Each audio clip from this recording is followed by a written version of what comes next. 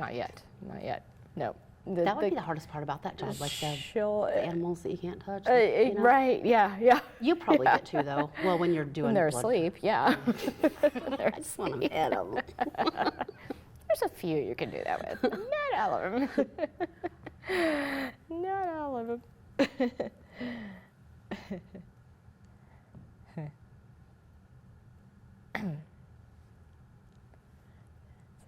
And this is about how long for 15 minutes. Okay. Yeah. Okay. I did another one with Ann Knowles earlier in this year. Yeah. Okay. Yeah. So she was the host of this. Right. Yeah. Because that was in, I don't even remember what month. February, March, It was somewhere probably in January, there. February. Yeah. She left. Yeah. Okay. Before she There's left. been a lot of drama. Okay. So she said. So now it's you. So good. All right. She's wonderful, though. I keep asking her if she'll come back, and she's like, nope. Oh, dear. Come on. Oh, shoot. Do it for me. I don't want to do this. Okay, Matthew. When that timer hits 15, we can start. Okay. And I should And we'll look at.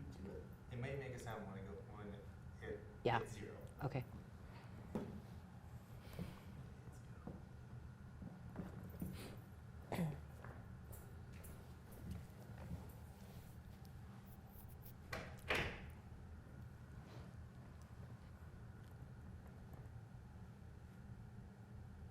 Hi, everyone, and welcome to Strictly Salina.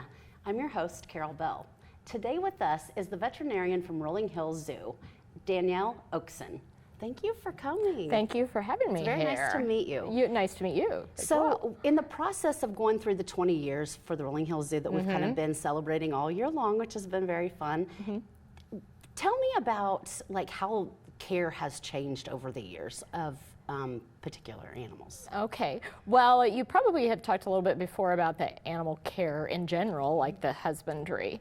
And then the veterinary care, more specifically, has changed quite a bit, just like human medicine has changed from 1999 till now. Veterinary medicine for even our dogs and cats, horses and cattle, etc., has changed, evolved, grown. Our knowledge base has increased. So zoo medicine has done the same thing as well. Okay. And I'm happy to talk forever about different examples too as we talk today. I would love that. Yeah. So recently in the paper I saw that you guys just had some triplets out there. Some tigers, Amur tigers. So that's very exciting. That's huge. So talk about like what their care is like now versus what it would have been like 20 years ago. That's a great question. Maternal childbirth and maternal care haven't changed that much, but our understanding of husbandry and the things we can provide for the cats and the things we can do better, the things we can continue to do better, have definitely evolved. And I say we, when I say we, a lot of times I don't just mean our zoo. I mean all the AZA, the Zoo and Aquarium accredited zoos, of which there are several in Kansas. All of us have learned a lot more too as well. And unfortunately, in the meantime, the animals under our care have become more and more endangered in the last 20 years, in the last 10 years, in the last 5 years. So with the new cubs, what do you have to do with them yet? Or is it pretty much hands off until? It's largely hands off. We have video monitoring of them, which, 20 years ago, there were probably facilities that had some video monitoring, but like any technology, that's become less expensive, better, easier to do, better quality, et cetera. So we video monitor them, and we had a video monitor on Andrea, the mother, since shortly before we were expecting her to give birth, just to see when things started to change, and so that we would know that hopefully we wouldn't go, just in their normal routine, for the keepers wouldn't just go bursting in there one morning and, oh, sorry to disturb you, let me leave now. Because it is important to give her privacy and allow her to bond with the kitten, with the cubs, and which she has done a remarkable job. Good. So we have not even had our hands on the cubs yet. We've been letting her dictate what we can see on the video camera, what we can see in person, because we are able to go into her building and look at her. But we don't spend a lot of time, staring at her. We don't send everybody in there. We keep her stress level low too. And every cat is different too. There may be some, and she's relatively laid back and relatively tolerant of us. There may be some cats that would be really hard to go in there. There may be some cats that could absolutely care less, So Just like humans. she kind of dictates what we do, unless it's obvious there's a cub in distress or something. Yeah. Then we would still have to get her to shift away from it to be able to to work with it. Yeah. So. Yeah. So what other kind of changes in healthcare for different animals? Well, and the tiger is another good example of that. Dentistry, veterinary dentistry, has evolved dramatically in the last 20 years, really even in the last 15, 10, 5, 3, 2, 1 year or two. And there's greater specialization. In the past, veterinarians would do a lot of the dentistry work themselves. And there are still things that general practitioners can and do, and that's very appropriate. Simple extractions, you can learn to take dental radiographs, etc. But it's kind of funny if you think about it. As a person, you go to your doctor for medical concerns and you don't ask him or her to take a look at your teeth or clean your teeth. Well, veterinarians were often trained to do it all. And now we have veterinary specialists, so we have people who are board certified in veterinary dentistry.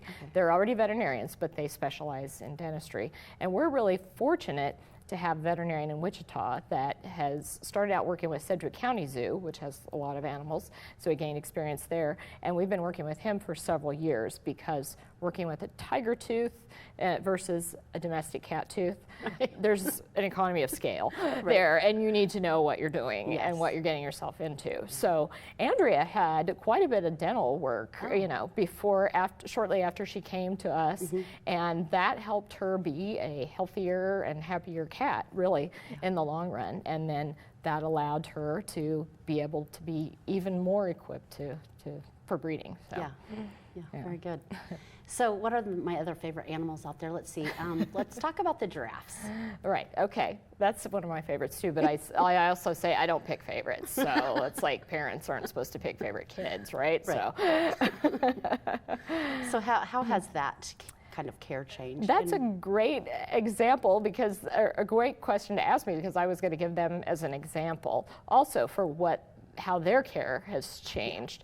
We've learned a lot more about giraffe nutrition in the last 20 years. We used to think, feed them the best alfalfa you can and everything will be fine. And we found out that how important browse is to them and how important certain types of fiber are and how important it is to stimulate their natural behaviors, which in the wild, they'd spend a lot of the day out feeding on acacia trees or various types of plants, and it's very normal for them to create a lot of saliva. And if you don't provide opportunities for that, or if you provide the wrong types of nutrients in captivity, you can have some pretty serious problems in the long run. So that's a big area that has changed with giraffes. And again, I say we, all AZA zoos and other captive settings too. We've learned this.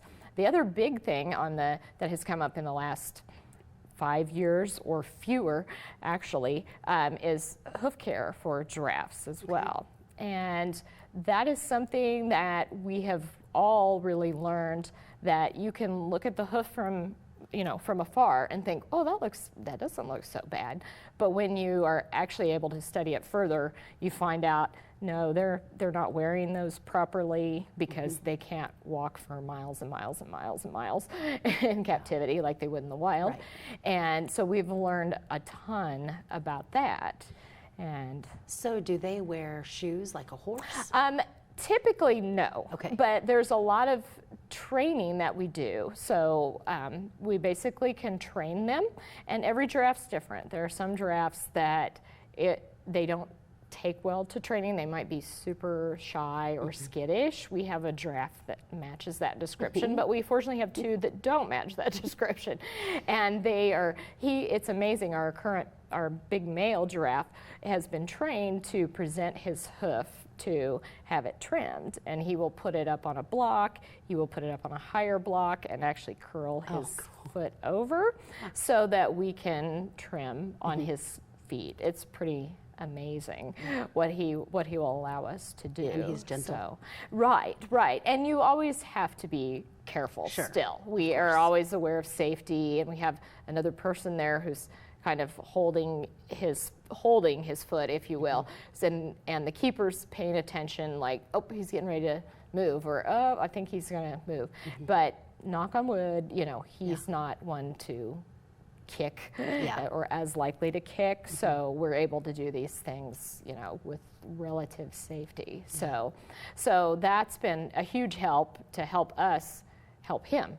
And now, from now on, any new giraffes that come along, from a very young age, we start training them. We start getting them used to having that type of thing done, because there's a chance that they will need that later in their life too. So as the veterinarian out there, do you take care of all of the animals? I do, yes.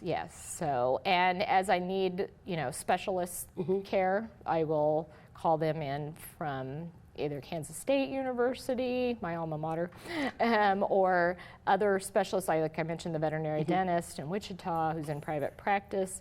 Or we also, in veterinary medicine, we have a lot of the same specialists that they do in human medicine. So veterinary cardiologists. But we also will use people from the physicians from the human medicine side too, who've been generous with their time and so expertise. What did they do? They've been helpful. A couple of cases, a urologist with a previous case, a person who does kind of specializes in OB/GYN has helped, and then other practitioners who are just very good at ultrasound as well to help me interpret things as well, and with a primate, for instance, because that's not that far afield from human medicine, just maybe smaller, or there are some differences. And then also MD cardiologist has helped us as well. I bet they love that, don't they? Yeah, they do. Most of them, like they're great. Yeah, and it's very different for them, and they're excited about it, and it's very interesting. So, is there anything else you want to visit about the 20-year? We only have a few minutes left, but Well, I think just talking about how, like we've talked about how captive care and management has changed, and then I briefly talked about how the animals have become more endangered. Yes. And the lions are another good example. When I started in the zoo business, was not that long after the first Lion King came out, and now we have the second Lion King coming out, and the Lion SSP, which is a species survival plan, and Disney have done a nice job of creating public awareness that in 25 years the lion population has has really declined, and they've set a goal to increase that population, like double that population in the wild by 2050. So that's unfortunately a thing that has happened for a lot of species over the last 20 years. However, on the other hand, we do have success stories. Black-footed ferrets, zoos have been successful in zoos, and the U.S. Fish and Wildlife Service have been successful in raising them in captivity and then teaching them, if you will, to be wild ferrets and conditioning them at a facility and then releasing them into the wild as well. So we do, and there's different projects going on with hoofstock, with even some big cats now. So we have had successes, fortunately, good. too. That's good to hear. Yeah. Well, Danielle, thank you so much for joining us today. Thank you. It was great to have you. You have one of the best jobs, probably. A lot of days I do. I probably do. All right. Thank you again. Okay. Thank you.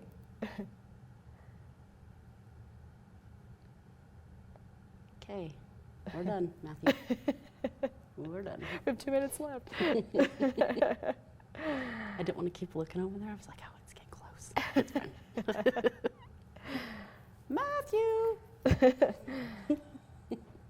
I know I still had like 2 did minutes and 6 seconds left, I think it was. You did all right. Did the And battery I know go you dead? noticed I came in here, Yeah, I'm sorry. Did the the- battery go dead? The battery died in there, so hopefully we'll be okay. Okay, with it. because you were probably on her anyway, weren't you?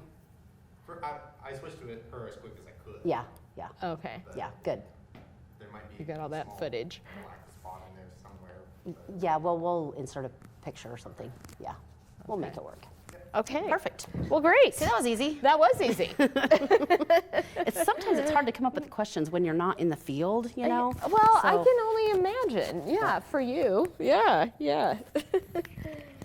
But since I love that place so much, I'm very interested in what's going on. You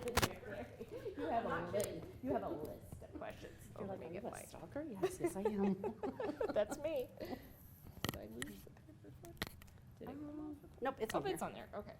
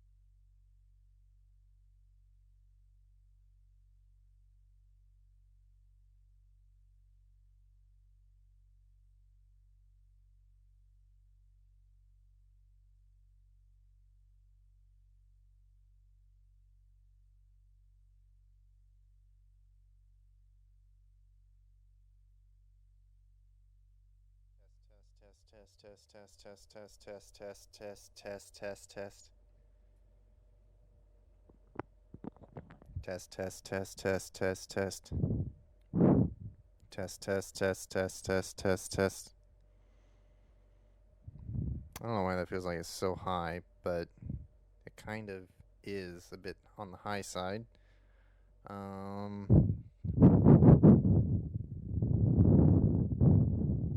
Test. Testing. There we go. Yeah. Little on the high side, but it should work. Little on the high side, but it should work. Is that gonna do it? I don't know.